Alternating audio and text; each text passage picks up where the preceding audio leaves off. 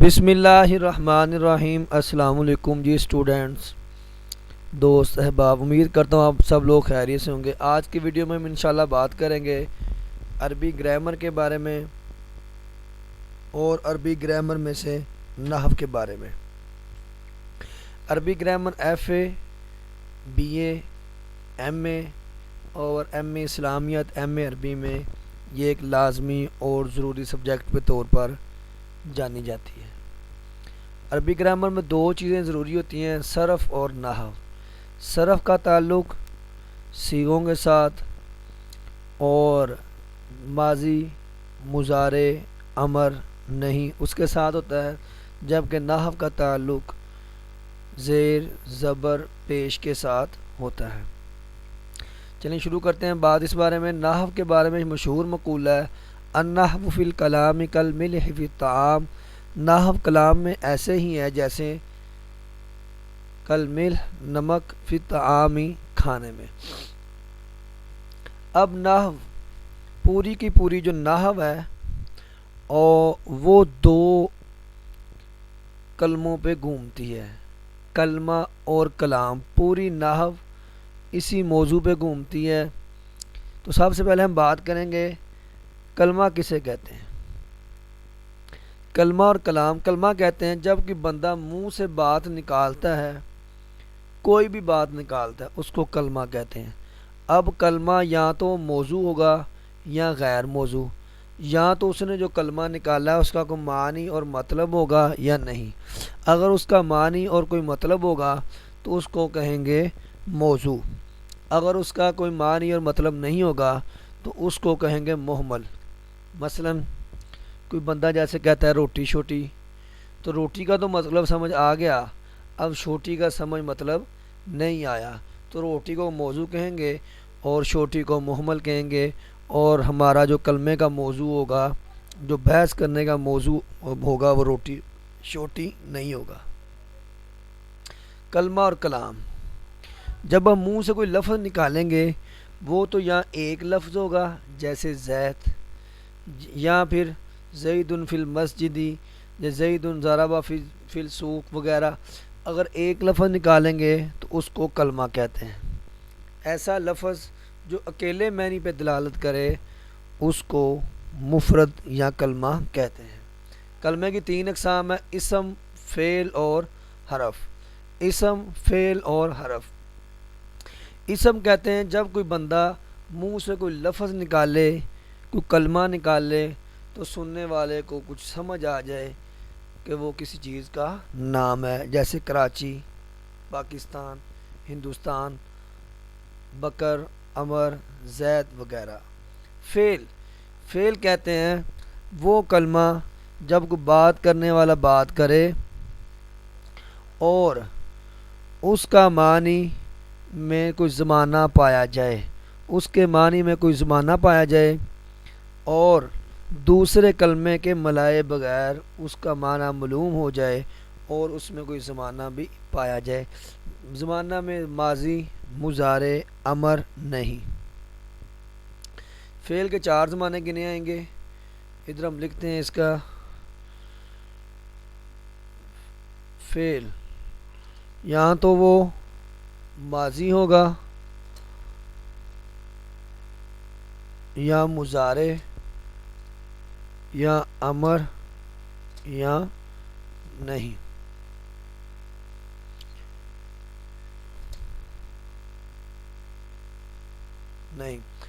فعل ماضی، فعل ماضی جس میں گزرا زمانے کا پایا جائے، مضارع جس میں موجودہ یا آئندہ زمانے کا ذکر ہو، اور امر جس میں کسی چیز کا حکم دیا جائے، اور نہیں جس میں کسی چیز کے منع کیا جائے۔ ماضی کی مثال ضربہ اس نے مارا، یا سامعہ اس نے سنا، مضارع کی یسمع، امر کی اسمع اور نہیں کی لا تسمع۔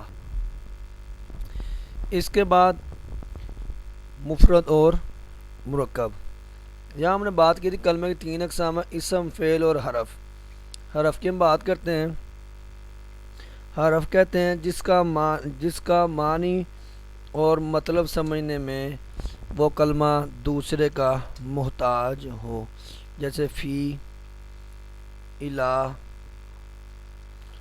حتی وغیرہ وغیرہ۔ اب فی کا مطلب میں ہوتا ہے، الا کا مطلب تک، حتی کا مطلب یہاں تک۔ تو اب جب تک یہ اسم اور فعل کے ساتھ نہیں ملیں گے تو اس کا معنی یا مطلب سمجھ نہیں آئے گا۔ آگے مفرد اور مرکب۔ اب وہ لفظ جو منہ سے نکالا جائے یا تو مفرد ہوگا یا وہ مرکب ہوگا۔ مفرد کی ہم نے بات کر لی کہ اسم، فعل اور حرف۔ اب پھر اسی اسم کی تین قسمیں بنیں گی، اس میں جامد اور اس میں مصدر، اس میں مشتق۔ جامد کہتے ہیں جو نہ لفظ کسی سے نکلا ہو نہ اس سے کوئی لفظ نکلا ہو، جیسے راجلن، فارسن وغیرہ وغیرہ۔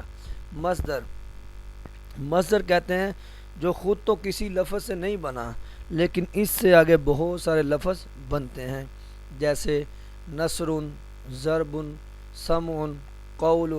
اب یہ مصدر ہیں، اب ان سے آگے قال یقول قولا، نصر ینصر نصرا، ضرب یضرب ضربا، سامع یسمع سمعا وغیرہ بنتے ہیں۔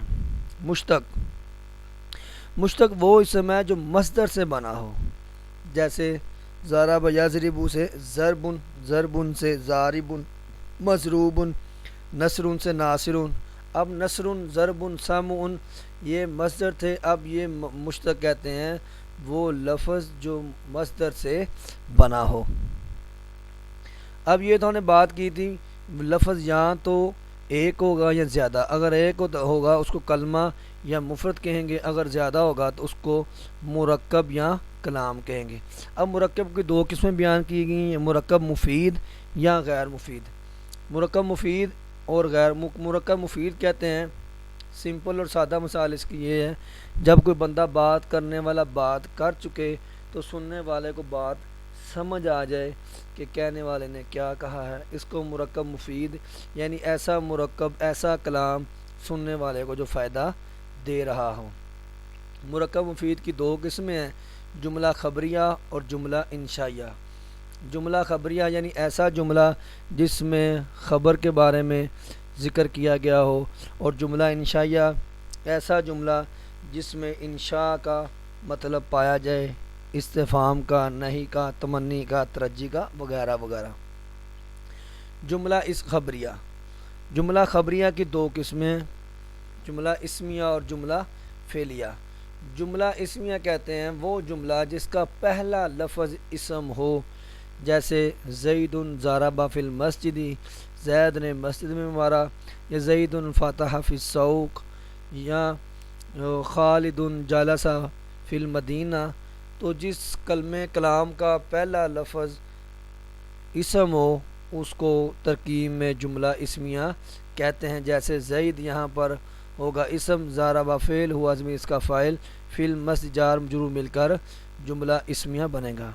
جملہ فعلیہ وہ جملہ جس کا پہلا لفظ فعل ہو، جیسے ضرب زید فی السوق، یا فتح زید، ضرب فعل، زید فاعل اور فی جار اور سوق مجرور۔ جملہ انشائیہ، جملہ انشائیہ کہتے ہیں کہ وہ جملہ جس کے اندر انشاء پایا جائے، جس کے اندر کوئی مارنے کا، منع کرنے کا، استفہام کا، تمنی کا، ترجی کا، لیتا و لعل کا، ندا کا، عرض کا، یہ سارے جملے جملہ انشائیہ کہلاتے ہیں۔ اگر سوال جملہ انشائیہ کتنی اقسام ہے تو اس کا جواب ہوگا جملہ انشائیہ کی 10 اقسام ہے۔ اب مرکب مفید ہم نے پڑھ لیا تھا اوپر، اب مرکب غیر مفید۔ مرکب غیر مفید کہتے ہیں جب سننے والا بات سن چکے تو اس کو کوئی فائدہ حاصل نہ ہو، اس کو کلام کی سمجھ نہ آئے۔ اس کی 4 اقسام بنائی گئی ہیں۔ پہلی مرکب اضافی۔ مرکب اضافی کہتے ہیں اس سے مراد وہ مرکب ہے جو 2 اسموں سے مل کر بنے اور سننے والے کو بات سمجھ نہ آئے، جیسے جس میں ایک اسم کی اضافت دوسرے اسم کی طرف ہو رہی ہے، جیسے غلام زید، زید کا غلام، غلام کا تمہارا غلام، غلامنا ہمارا غلام، غلامی میرا غلام۔ اب مرکب اضافی کی نشانی یہ ہے، اس میں را ری رے کا کی کے نانی نے کا معنی آتا ہے۔ زید کا غلام، ہمارا غلام، تو یہ مرکب اضافی جو دو اسموں سے مل کر بنتا ہے۔ مرکب توصیفی، مرکب توصیفی سے مراد وہ دو اسم ہیں جو آپس میں ملیں اور ایک اسم دوسرے اسم کی صفت بیان کر رہا ہو، جیسے راجل عالم، خالد شقی، خالد سعید وغیرہ وغیرہ۔ مرکب بنائی، مرکب بنائی سے مراد وہ مرکب ہے جو گنتی والے لفظ جس میں شامل ہوں، جس میں گنتی کا شمار ہو، جو احد عشرہ، ثانیہ عشرہ، تسعۃ عشرہ اور احد و عشرون و تسع و عشرون وغیرہ وغیرہ، تو مرکب بنائی کہتے ہیں۔ مرکب معنی صرف وہ جس میں دو ناموں کو ایک کر کے بنایا گیا ہو، جیسے بالا بکا، اب بالا شہر کا نام ہے اور بکا بت کا نام ہے، تو اب بالا بکا اب دونوں کو ملا کر ایک کر دیا گیا ہے۔ جملہ ذات کے اعتبار سے چار قسم پر ہوتا ہے۔ جملہ یا تو وہ جملہ اسمیہ ہوگا، یا جملہ فعلیہ ہوگا، یا جملہ شرطیہ ہوگا، یا جملہ ظرفیہ ہوگا۔ جملہ فعلیہ، جملہ اسمیہ، جملہ اسمیہ کیا ہوگا؟ زید قائم، زید کھڑا ہونے والا ہے۔ جملہ فعلیہ قام زید، شرطیہ ان تکرمنی اکرمگا، اگر تو میرا اکرام کرے گا تو میں تمہارا اکرام کروں گا۔ ان تضرب اضرب، اگر تو مجھے مارے گا تو میں تجھے ماروں گا۔ ظرفیہ عندی مال، میرے پاس مال ہے۔ اور یہ چار اقسام جملہ ذات کے اعتبار سے اس کی چار اقسام بیان کی گئی ہیں۔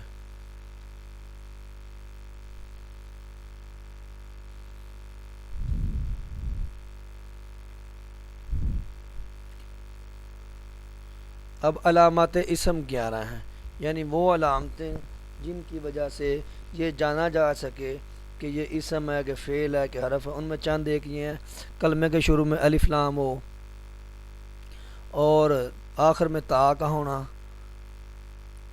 گول تا کا ہونا، تثنیہ کا ہونا، جمع کا ہونا، مضاف مضاف الیہ کا ہونا، یہ سارے علامات اسم ہیں۔ اس طرح فعل کی 8 علامتیں ہیں۔ ایک تو یہ ہے کہ اس میں قد شروع میں ہو، قد ضربہ، قد سمیع اللہ قول التی، سین شروع میں ہو، سیعلمون قرآن پاک میں آیا ہے۔ اس کے علاوہ سوف ہو، کلا سوف یعلمون، تو یہ سوف بھی ہمیشہ فعل سے پہلے آئے گا۔ حروف جزم داخل ہو، اور لم یضرب، حروف عطین میں کوئی ہو، الف تا یا نون شروع میں ہو، تو یہ علامات فعل 8 ہیں۔ معرب اور مبنی، آگے معرب اور مبنی، اس کے بارے میں یہ ایک شعر ہے فارسی کا: مبنی عام باشد کے مانند برقرار، معرب آ باشد کے گردد بار بار۔ یعنی مبنی وہ لفظ ہوتا ہے جس کا آخری لفظ ہمیشہ ساکن رہتا ہے، اس پر لفظوں کی تبدیلی نہیں آتی، جیسے موسیٰ، عیسیٰ، یحییٰ، زکریا وغیرہ۔ اور معرب وہ ہوتا ہے جو گردد بار بار شروع میں فعل یا فاعل آنے کی وجہ سے اس کا آخری کبھی دو زبریں، کبھی دو زیریں، کبھی دو پیشیں، جیسے خالدون، خالدین، خالدن وغیرہ وغیرہ آتی ہیں۔ ضمیروں کی 5 قسمیں ہیں، جو ضمیر متصل، ضمیر مفہوم متصل، منفصل، منصوب متصل، منصوب منفصل اور مجرور۔ یعنی وہ ضمیریں جو یا تو منصوب کے ساتھ ملی ہوں گی یا منصوب سے علیحدہ ہوں گی، یا مرفوع کے ساتھ ملی ہوں گی یا مرفوع سے علیحدہ ہوگی۔ اس کے بعد اسم کی جمع، واحد، تثنیہ اور جمع اور واحد کے حساب سے 3 قسمیں ہیں: واحد 1، تثنیہ 2 اور جمع 3 سے زیادہ۔ عربی کا قاعدہ ہے کہ 3 سے زیادہ پر جمع کا لفظ بولا جاتا ہے۔ پھر جمع کی 2 قسمیں: جمع مکسر، جمع سالم۔ جمع مکسر کہتے ہیں کہ جب اس کو جمع کیا جائے تو جو واحد کا صیغہ ہے وہ اپنی حالت بالکل ختم کر دے، جیسے راجل سے رجال، امراۃ سے نساء۔ اب راجل اصل میں راجلان، راجلون تھا، تو یہ جمع مکسر ہے، اس لیے اس کو راجل سے رجال۔ جمع سالم کہتے ہیں کہ جمع کرتے ہوئے اس کا واحد کا صیغہ وہ برقرار ہے، جیسے مسلم سے مسلمون، مسلمات وغیرہ وغیرہ۔ منصرف اور غیر منصرف، منصرف کہتے ہیں کہ جس کا آخر تبدیل ہو اور غیر منصرف کہتے ہیں جس کا آخر تبدیل نہ ہو۔ اسی طرح مرفوعات 8 ہیں اور منصوبات 12 ہیں۔ مرفوعات سے مراد وہ لفظ ہیں جو اپنے بعد والے آنے والے کو اس لفظ کو مرفوع یعنی رفع دیتے ہیں، جیسے فعل مفعول ما لم یسمى فاعلہ، جیسے فاعل مفعول ما لم یسمى فاعلہ، مبتدا خبر ان وغیرہ۔ تو وہ ہے جس کی طرف فعل کی نسبت ہو تو وہ اسم کے ساتھ قائم ہو، جیسے قام زید اور ضرب زید، اور مبتدا خبر زید قائم خبر قام زید ان اللہ علیم حکیم وغیرہ وغیرہ۔ منصوبات 12 ہیں جن میں مفعولوں کی تعداد 5 ہے۔ منصوبات کہتے ہیں جب وہ فعل کے ساتھ قائم ہو تو ان پر زبر، ایک زبر یا دو زبریں آئیں۔ مفعولوں کی تعداد 5 ہے، مفعول بہ، مفعول فیہ، مفعول لہ، مفعول مطلق اور اس کے علاوہ مفعول فیہ۔ 5 اس کی اقسام ہیں۔ حروف استثناء 8 ہیں، یہ وہ حروف ہیں جو پہلے جو بات ہو رہی ہو یہ حروف آنے کے بعد دوسرے لفظوں کو اس سے استثناء کر دیتے ہیں، جیسے قرآن پاک میں آیا ہے فاسجد الملائکۃ کلھم اجمعون الا ابلیس، سب فرشتوں نے سجدہ کیا مگر ابلیس نے نہیں کیا، تو اللہ نے آ کر استثناء کیا ابلیس کا۔ تابع کی 5 اقسام ہیں۔ عوامل کی 2 قسمیں، عوامل لفظی ہوگا یا عوامل معنوی۔ لفظی ہوگا تو وہ لفظوں میں نظر آ رہا ہوگا کہ یہ یہاں پر یہ عمل کر رہا ہے۔ اگر لفظی نہیں ہوگا، معنوی ہوگا تو وہ معنوی طور پر وہاں پر عمل کر رہا ہوگا۔ یہ بھی اس میں ایک قسم ہے۔ لفظی کی مثال جیسے ضرب زید، اور معنوی کی مثال ضرب زید اور ضرب زید وغیرہ وغیرہ۔ آگے اسماء عاملہ۔ اسماء عاملہ وہ ہیں کہ جن کی جو اسم ہوں لیکن فعل والا عمل کریں۔ اسم تو ہیں لیکن فعل والا عمل کر رہے ہیں اور ان کی تعداد 9 ہے۔ ما، من، یکرمنی، مہما، ہیہات، متا، حیثما، تو یہ سارے وہ لفظ ہیں، ہے تو لفظ لیکن عمل یہ فعل والا کریں گے۔ مجرورات کی تعداد کتنی ہے؟ 17 ہے۔ باؤ، تاؤ، کاف، لام، واؤ، مز، منز، خلا، ربا، حشمن، عدا، فی، من، علا، حتی، الہ۔ تو مجرورات یعنی یہ وہ حرف ہیں جن کے بعد جو لفظ آئے گا وہ مجرور ہوگا، جیسے بیہی، فیہی اور الہ، المسجدی، ٹھیک ہے، یہ اس طرح جان لو فعل کے 9 اسم جزم دیتی ہیں۔ تو آج کی ویڈیو میں ہم بات کی کہ جو نحو کے مشہور چیزیں تھیں اور جو اس کے چیدہ نکات تھے۔ امید کرتا ہوں آپ کو ویڈیو پسند آئی ہوگی، اور نیکسٹ ویڈیو میں ہم بات کریں گے صرف کے بارے میں، جس کے بارے میں ایک قول مشہور ہے کہ صرف کا مطلب ہے کہ جس طرح بار بار اونچی آواز سے بولنا تب ہی وہ یاد ہوتی ہے۔ نحو کے بارے میں یہ بھی مشہور ہے کہ نحو جو کھیل ہے یہ بادشاہوں کا اور دماغ والوں کا کھیل ہے۔ النحو فی الکلام کالملح فی الطعام۔ تو آج کی ویڈیو میں اتنا ہی، ملیں گے نیکسٹ ویڈیو میں۔ اللہ حافظ۔